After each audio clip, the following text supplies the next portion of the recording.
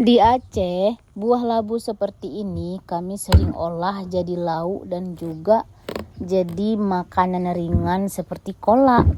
Ini kita mau olah jadi lauk dulu ya. Biasanya kami sering masak lodeh atau kuah lemak kalau dalam bahasa Aceh. Ini bentuk labu yang sudah tua. Sebenarnya sejak dia itu masih muda juga sangat enak dimasak loh. Jadi karena ini sudah tua, jadi harus kita buang kulitnya karena kulitnya itu keras. Tapi kalau labu yang muda, kulitnya lunak, bisa dimakan. Bahannya cuma cabai rawit, bawang putih, bawang merah, kunyit, asam sunti.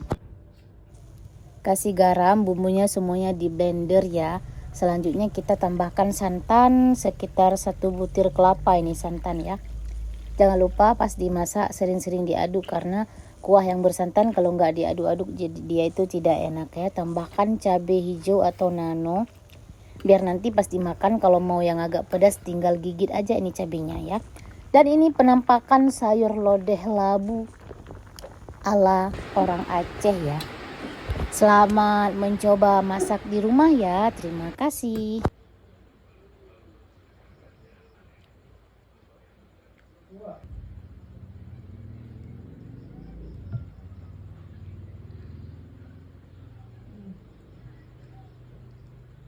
Bismillah.